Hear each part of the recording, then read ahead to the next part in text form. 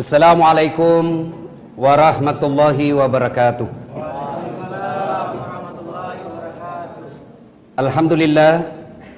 Alhamdulillahi rabbil alamin.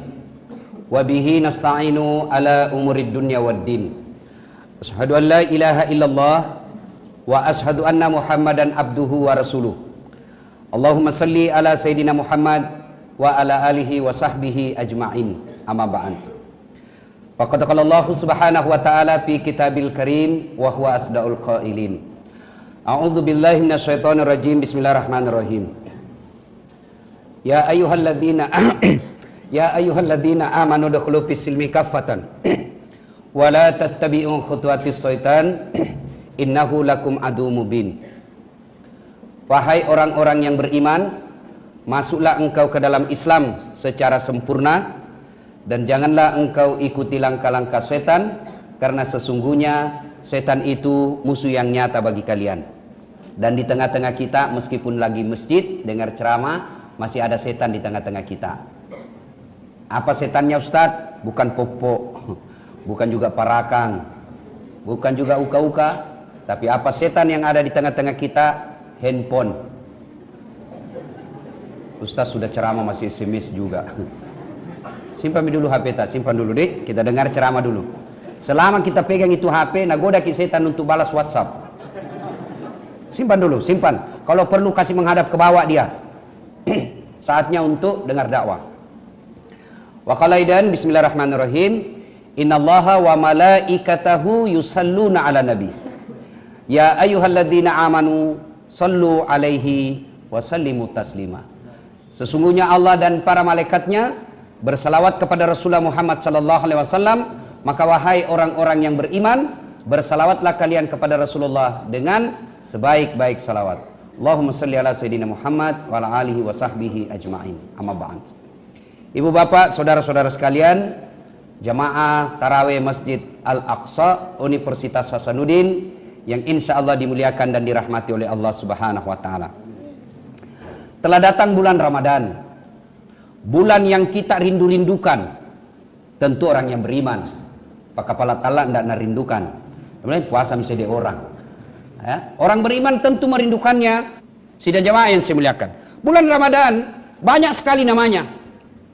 Disebut dengan bulan penuh ampunan, disebut dengan bulan dilipat gandakan segala kebaikan, disebut dengan bulan dikabulkan semua doa-doa, disebut dengan bulan ibadah-ibadah sunnah sama nilainya dengan ibadah wajib. Banyak lagi namanya.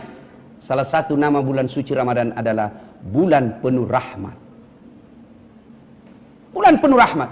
Lalu Nabi masih suatu Ustaz, jadi kalau masuk Ramadan itu otomatis makin dapat rahmat?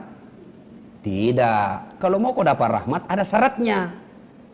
Apakah semua orang yang ingin dapat rahmat otomatis dapat rahmat? Tidak, harus ada syaratnya. Sama baru-baru ini, seluruh tamatan SMA daftar SMPTN. Apakah semua yang mendaftar otomatis masuk? Otomatis masuk perguruan tinggi negeri? Tidak, ada syaratnya. Apa syaratnya? Lulus nilaimu bos, memenuhi kriteria. Baru bisa lulus. Kalau tidak bisa. Meskipun kau mau sekali, tidak. Demikian juga Ramadan, harus ada syaratnya mendapat rahmat dari Allah. Apa syaratnya? Inilah yang kita bahas pada taklim kita kali ini. Mudah-mudahan cukup waktu. Dalam Al-Quran Allah jelaskan, bismillahirrahmanirrahim, innalladzina amanu walladzina hajaru wajahadu fi sabilillahi ulaika yarjuna rahmatallahi wallahu ghafurur rahim. Ayat ini menginformasikan, Anda ingin dapat rahmat Allah, ada 3 syaratnya. Berapa dek? Berapa? 3 aja bos. Lebih susah syaratnya jadi anggota DPR, apalagi jadi wali kota. Repot, baku gugat-gugat.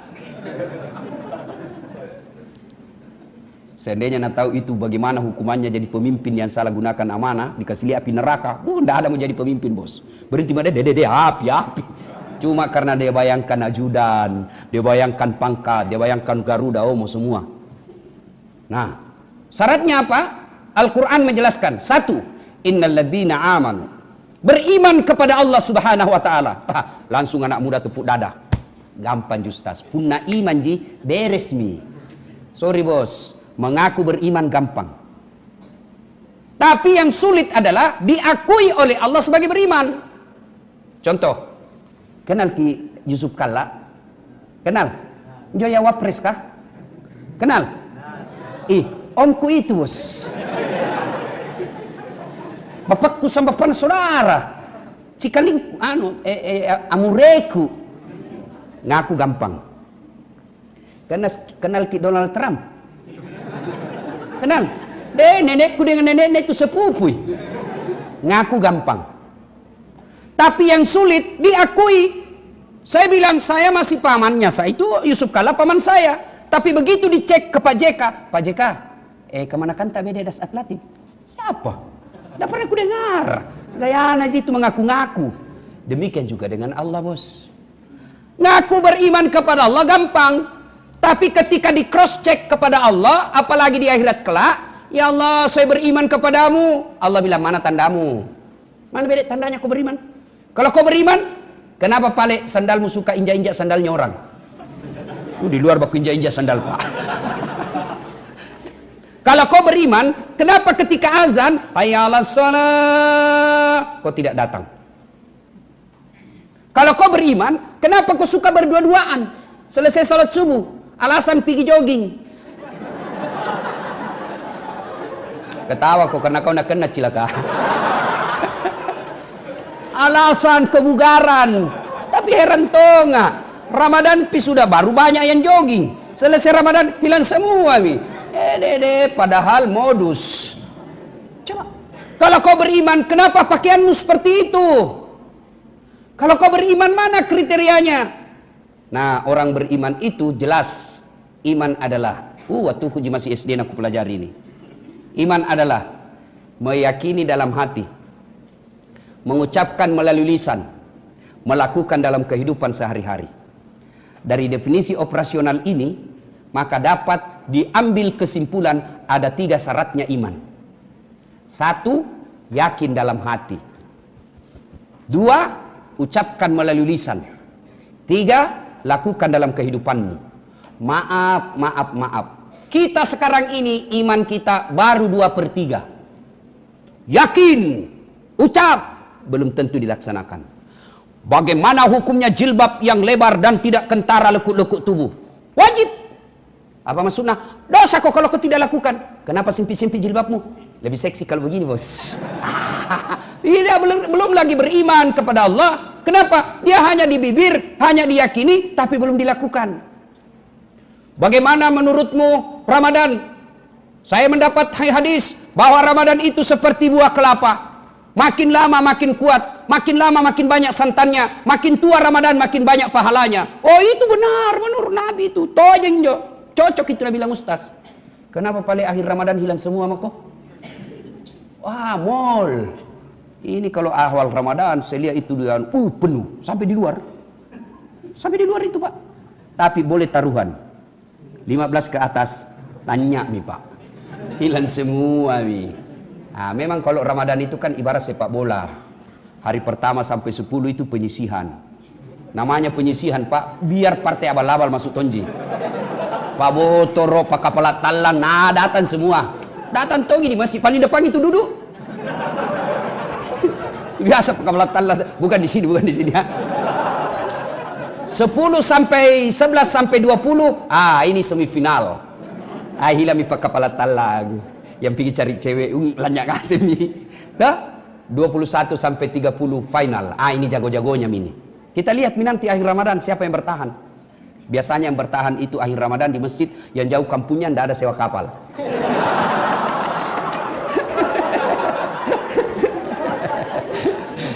Awas, pernah tuh jadi mahasiswa. Syaratnya beriman. Adik-adik sekalian, kita kuliah di Unhas ini dengan berbagai macam fakultas. Silahkan jadi pengacara, tapi pengacara beriman. Silahkan jadi dokter yang beriman. Silahkan jadi ahli komunikasi yang beriman. Silahkan jadi insinyur yang beriman. Apa saja profesi kita, tapi landas dan utamanya iman. Kalau dia jadi tentara beriman, maka dia lindungi ustadz. Kalau dia dokter beriman, maka ilmu kedokterannya akan dimanfaatkan untuk mengangkat harkat dan martabat umat Islam. Kalau dia jadi ekonom yang beriman, maka ilmu-ilmunya digunakan untuk mengangkat citra dan martabat Islam. Silakan apa saja profesi dan pendidikan kita, tapi landasannya adalah iman. Pejabat beriman, tentara beriman, politisi beriman, artis beriman, rampok beriman. Itu ada cerita Ji. Cerita warung kopi. Dia ini perampok masuk rumahnya Ustadz. Ini Ustadz rupanya buku semua di rumahnya. Sangin buku semua, dinding-dindingnya penuh buku. Begitu masuk perampok, sangin buku. Begitu dia buka lemari, dia ambil buku satu judulnya. Apa judulnya? Cara tobat bagi seorang perampok. Anda jadi perampok. Satu, ingin mendapat rahmat dari Allah, beriman kepada Allah. Syaratnya pertama, aman, beriman kepada Allah Subhanahu wa taala. Yang kedua, karena waktu yang terbatas. Syarat kedua, innalladzina amanu walladzina hajaru. Mereka berhijrah kepada ajalan agama Allah. Apa itu hijrah? Ini lagi populer ini istilah hijrah. Hijrah, bahasa milenial. Hijrah itu bahasa gampangnya taubat. Mereka bertobat. Sekarang anak-anak baru 3 bulan belajar YouTube. Hijrah. Celanamu tidak dibawa di atas mata kaki. Kalau dibawa mata kaki masuk neraka. Jangan kau gara-gara dibawa mata kaki celana tak kau kasih masuk di neraka, bos. Jelas namamu itu surga, kasih masuk juga. Kalau tidak mau kau kasih di tengah-tengah, biar kami di pinggir-pinggir saja. Lihat kau di dalam tengah-tengah. Yang penting surga juga. Ya, baru 3 bulan belajar komunitas hijrah. Ada ustadz yang ceramah tidak memulai dengan innal hamdalillah. Bukan ustadz sunnah. Jangan begitu, ya. Jangan terlalu mengklaim. Berislamlah dengan rahmatan lil alamin. Jangan suka menyalahkan pendapatnya orang, ya. Mengikutlah imam-imam dulu. Imam bagaimana Imam Ahmad ketika datang ziarah ke makamnya Imam Syafi'i. Imam Ahmad tidak mengajarkan tidak kunut.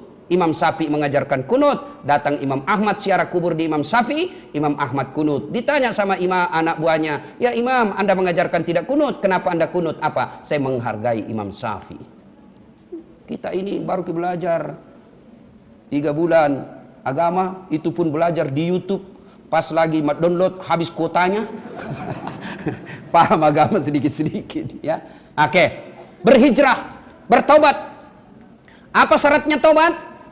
Ustaz, saya bertobat. Apakah setelah mengaku bertobat otomatis diterima tobatnya? Tidak. Apa syaratnya? 1, 2, mengakui. 3, tidak mengulang. Ini agak susah ini. Biasanya kita mahasiswa, tobat mak, Ramadan ini tobat. Tak mau lagi pacaran. Iya mak, betul. Sekali di WhatsApp lagi sama ceweknya, "Kak, bonceng saya pi di WhatsApp." Tunggu dek, 5 menit saya datang. Lupa lagi tobatnya. Ya. Yang keempat, ganti dengan kebaikan. Selama kita menyesal, mengakui, tidak ulang, lalu dia ganti dengan kebaikan, dosa apapun pasti Allah ampuni. Itu kalau dosa kepada Allah. Tapi kalau dosa kepada sesama manusia, tobatnya agak ribet sedikit. Tambah syaratnya apa? Minta maaf sama yang bersangkutan. Dan minta maafnya ini agak berat. Kenapa? Harus disebut judulnya. Ini agak susah. Tidak boleh orang minta maaf saja. Minta maaf lahir batin dunia akhirat, sengaja tidak disengaja, undur ram sampai ujung kaki. Nah begitu caranya, bos. Gimana caranya? Sunnah, jabat tangannya. 2, senyum. Jangan tunggu jabat tangan orang tidak mau senyum. 3, pandang matanya. Pandang tentu dengan pandang ramah, jangan pabola. Begitu. 4, salawat kepada Nabi. Allahumma salli ala sayyidina Muhammad wa ala ali sayyidina Muhammad. Yang 5 yang agak berat, sebut judulnya. Bos, pernah dulu itu mata kuliah ini, pengantar ilmu hukum, waktu mau ke final test hilang catatanmu toh? Iya jengkelku itu kurang ngajar itu yang curi. Kok dah langsung dia bilang, minta maaf nak saya yang curi. Nah, Nabi bilang teman tak saya maafkan kok, kasih kembali dulu bukuku. Nggak boleh minta maaf, bukunya orang tetap nucokko. Maka ini pejabat-pejabat yang pernah ngambil barang negara ini agak susah. Dia harus datang ke seluruh rakyat Indonesia dan minta maaf kepada seluruh rakyat Indonesia. Jadi adik-adik yang pernah curi sandalnya Pak Imam, Pak Imam maafkan saya. Kenapa dek? Pernah dulu hilang sandal tak? Iya buku suka lagi itu. Saya ambil ke Pak Imam. Saya bilang kasih kembali dulu. Baru maafkan kok. Tidak boleh minta maaf sandalnya orang tetap diambil. Jadi adik-adik yang pernah ngambil barang-barang teman Ramsis, kasih kembali ki bos. Una tenu pamoter ki pandra ko. Disuruh pikul kok nanti itu semua barang yang pernah kau curi. Kalau hijrah kembalikan. Kalau sudah meninggal orangnya cari ahli warisnya. Kalau tidak dikembalikan kita wafat meninggal dunia di pada masa disuruh pikul itu yang barang pernah diambil. Pas lewat teman-teman bilang kurang ajar. Kau paling ambil ki setengah mati aku cari ke satu kamar jadi lagi kau sembunyi. Coba ya mengakui, menyesal, tidak mengulang, ganti kebaikan. Kalau berkaitan dengan manusia maka minta maaf sampai bersangkutan. Berkaitan dengan barang syarat yang keenam, kembalikan barangnya orang.